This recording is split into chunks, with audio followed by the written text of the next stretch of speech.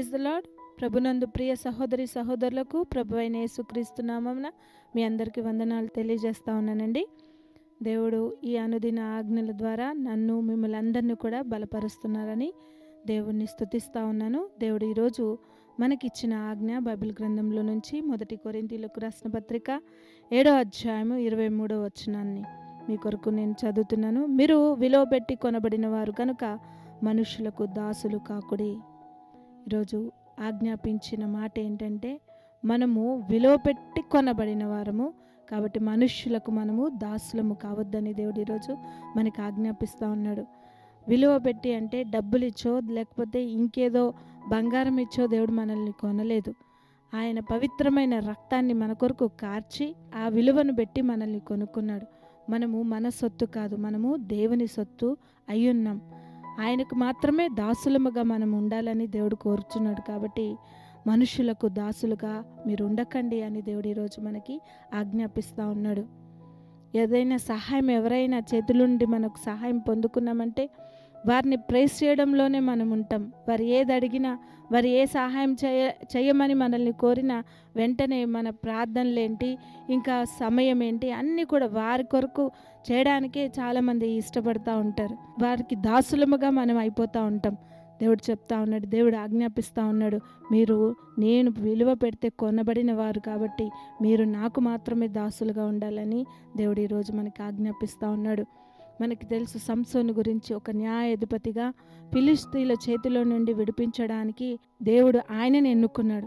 నాజీరు చేయబడ్డాడు, ప్రత్యేకింపబడ్డాడు. తల్లిదండ్రుల ప్రార్థన దేవుడు ఆలకించి వారికి ఒక బహుమానంగా సంసోన్ని, ఒక బలాఢ్యుడైన కుమారుని అనుగ్రహిస్తాడు. అనుగ్రహించినప్పుడు సంసోను చేయవలసిన పని ఏంటి? ఫిలిష్తీయుల చేతిలో నుండి ఇశ్రాయేలుని విడిపించాలి. అది ఆయన పని. దేవుడు ఆయనకు అప్పగించిన పని అది. కానీ సంసోను చేసిన పని మనందరికీ తెలుసు. వాళ్ళకి దాసులైపోతాడు, వ్యామోహంలో పడిపోతాడు, వేశ్యలతో తిరుగుతూ దేవుడు అప్పచెప్పిన పనిని పక్కకు పెట్టేస్తాడు. దేవునికి మాత్రమే దాసుడుగా ఉండవలసిన వాడు మనుషులకు దాసుడుగా తయారవుతాడు. తద్వారా తనకి కలిగిన ప్రతిఫలం ఏంటంటే, దాగోను దేవతకి బలిగా వాళ్ళు పట్టుకొని ఆయనకి ఎంత ఘోరంగా ఆయన కళ్ళు పీకేసి అక్కడ కట్టేసి చాలా భయంకరమైన దీన స్థితికి సంసోను వెళ్తాడు. మనుషులకు దాసుడిగా తయారవుతాడు. ఎప్పుడైతే ఆ దేవుడు నాకు ఇచ్చిన బలాన్ని విరజిమ్ముకుందామని లేచినప్పుడు ఆయన అది చేయలేకపోతాడు. ఎందుకంటే ఆయనకి దేవుడు ఎడబాసాడని మర్చిపోతాడు. దేవుడు విడిచిపెట్టేశాడు. దేవునికి మనము దాసులు కాకుండా మనుషులకు దాసులమైతే దేవుడు మన చెయ్యి విడిచిపెట్టేస్తాడు. సంసోను చెయ్యి కూడా విడిచిపెట్టాడు. కానీ ఇక్కడ అద్భుతం ఏంటంటే, ఎప్పుడైతే దేవుని వైపు తిరిగి ఆయన మరలా ప్రార్థిస్తాడు, దేవా ఈసారి మాత్రం నన్ను జ్ఞాపకం చేసుకోయ్యా, నీకు వ్యతిరేకంగా నేను జీవించాను, నేను నీకు దాసున్నవలసిన వాడును కానీ మనుషులకు దాసున్నయ్యాను, నువ్వు నన్ను విలువ పెట్టి కొనుక్కున్నావు కానీ నేను నీకు దాసుడుగా లేకపోయాను, కాబట్టి ఈసారి ఒక్కసారి మాత్రము నన్ను జ్ఞాపకం చేసుకో అని దేవుణ్ణి ప్రార్థన చేసినప్పుడు దేవుడు వెంటనే సంసోన్ని జ్ఞాపకం చేసుకున్నాడు. గొప్ప అద్భుతం చేశాడు.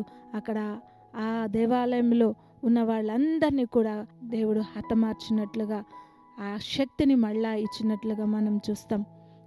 మనం కూడా దేవుడి చేత మనము కొనబడిన వారము కాబట్టి ఆయనకు మాత్రమే దాసులుగా ఉన్నప్పుడు దేవుడు మన జీవితాల్లో కూడా గొప్ప కార్యాలు చేస్తాడు. సంసోన్ని జ్ఞాపకం చేసుకున్న దేవుడు మనల్ని కూడా జ్ఞాపకం చేసుకుంటాడు. సంసోన్ని బలపరిచిన దేవుడు మనల్ని కూడా బలపరుస్తాడు. అటువంటి దేవుణ్ణి కలిగి ఉన్నాం కాబట్టి ఆయన ఆజ్ఞల్ని గైకొంటూ ముందుకు సాగుదాం. అట్టి కృప దేవుడు మనందరికీ కూడా అనుగ్రహించునుగాక. చిన్న ప్రార్థన చేసుకుందాం. పరిశుద్ధుడా, మహాగణుడా, నీకు వందనాలు, స్తోత్రాలు చెల్లిస్తున్నాం. దేవా, ఇది నాన్న మాకు ఇచ్చిన ఆజ్ఞ. మీరు విలువ పెట్టి కొనబడిన వారు కాబట్టి మనుషులకు దాసులు కాకుండా అని ప్రభా ఈరోజు మాకు ఆజ్ఞాపించారు. ప్రభా, మేము ఎవరికి దాసులము కాకుండా నైనా నీకు మాత్రమే దాసులుగా మేము ఉండుటకు కృప అనుగ్రహించమని, మమ్మల్ని అందరినీ ఆ రీతిగా బలపరచమని యేసు నామమున ప్రార్థించి వేడుకున్నాం తండ్రి. ఆమేన్.